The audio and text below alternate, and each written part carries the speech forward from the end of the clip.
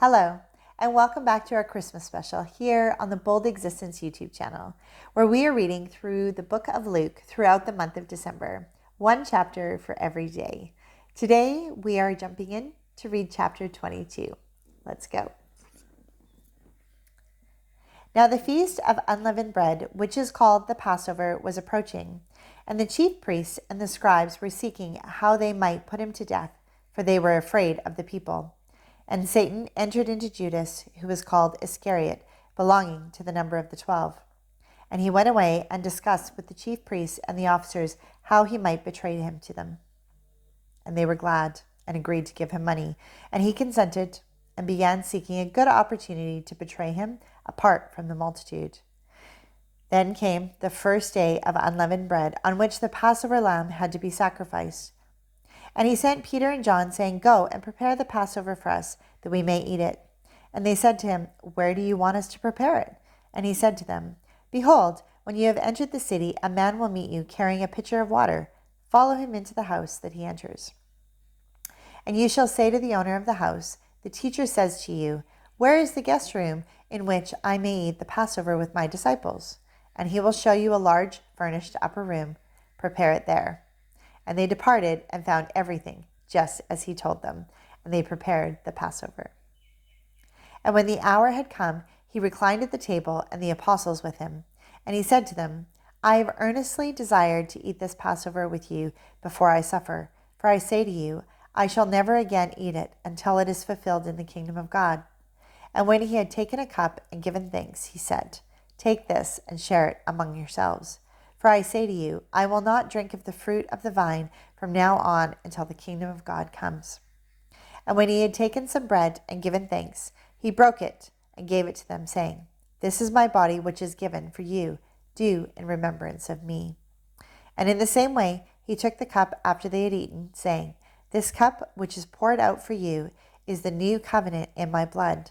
But behold, the hand of the one betraying me is with me on the table. For indeed the Son of Man is going as it has been determined, but woe to that man by whom he is betrayed." And they began to discuss among themselves which one of them it might be who was going to do this thing. And there arose also a dispute among them as to which one of them was regarded to be the greatest. And he said to them, "The kings of the Gentiles lord it over them, and those who have authority over them are called benefactors. But not so with you. But let him who is the greatest among you become as the youngest, and the leader as the servant. For who is greater, the one who reclines at the table, or the one who serves? Is it not the one who reclines at the table? But I am among you as the one who serves. And you are those who have stood by me in my trials. And just as my Father has granted me a kingdom, I grant you, that you may eat and drink at my table in my kingdom, and you will sit on thrones judging the 12 tribes of Israel. Simon, Simon, behold, Satan has demanded permission to sift you like wheat, but I have prayed for you, that your faith may not fail, and you, when once you have turned again, strengthen your brothers." And he said to them, "Lord, with you I am ready to go, both to prison and to death." And he said, "I say to you, Peter, the cock will not crow today until you have denied 3 times that you know me." And he said to them, "When I sent you out without purse and bag and sandals, you did not lack anything, did you?" And they said, "No, nothing." And he said to them, "But now let him who has a purse take it along, likewise also a bag, and let him who has no sword sell his robe and buy one. For I tell you that this which is written must be fulfilled in me." And he was numbered with transgressors. For that which refers to me has its fulfillment. And they said, "Lord, look, here are 2 swords. And he said to them, "It is enough." And he came out and proceeded, as was his custom, to the Mount of Olives, and the disciples also followed him. And when he arrived at the place, he said to them, "Pray that you may not enter into temptation." And he withdrew from them about a stone's throw, and he knelt down and began to pray, saying, "Father, if thou art willing, remove this cup from me, yet not my will, but thine be done." Now an angel from heaven appeared to him, strengthening him. And being in agony, he was praying fervently, and his sweat became like drops of blood falling down upon the ground. And when he rose from prayer, he came to the disciples and found them sleeping with sorrow. and said to them, "Why are you sleeping? Rise and pray, that you may not enter into temptation." While he was still speaking, behold, a multitude came, and the one called Judas, one of the 12, was preceding them, and he approached Jesus to kiss him.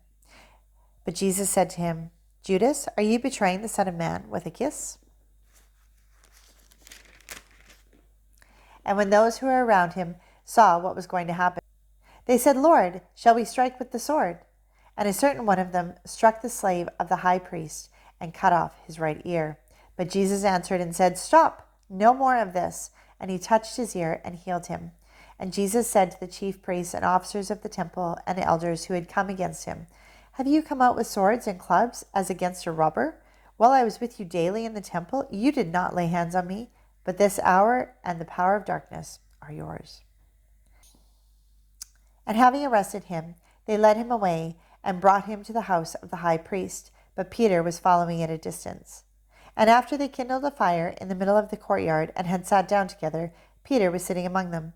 And a certain servant girl, seeing him as he sat in the firelight and looking intently at him, said, "This man was with him too." But he denied it, saying, "Woman, I do not know him." And a little later, another saw him and said, "You are one of them too." But Peter said, "Man, I am not." And after about an hour had passed, another man began to insist, saying, "Certainly, this man also was with him, for he is a Galilean too." But Peter said, "Man, I do not know what you are talking about." And immediately, while he was still speaking, a cock crowed.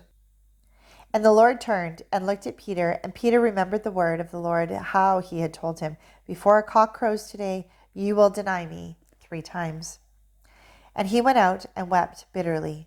And the men who were holding Jesus in custody were mocking him and beating him. And they blindfolded him and were asking him, saying, "Prophesy, who is the one who hit you?" And they were saying many other things against him, blaspheming. And when it was day, the council of elders of the people assembled, both chief priests and scribes. And they led him away to their council chamber, saying, "If you are the Christ, tell us." But he said to them, "If I tell you, you will not believe. And if I ask a question, you will not answer. But from now on, the Son of Man will be seated at the right hand of the power of God." And they all said, "Are you the Son of God then?" And he said to them, "Yes, I am." And they said, "What further need do we have of testimony? For we have heard it ourselves from his own mouth." That finishes up chapter 22. We look forward to having you back as we continue in chapter 23 tomorrow.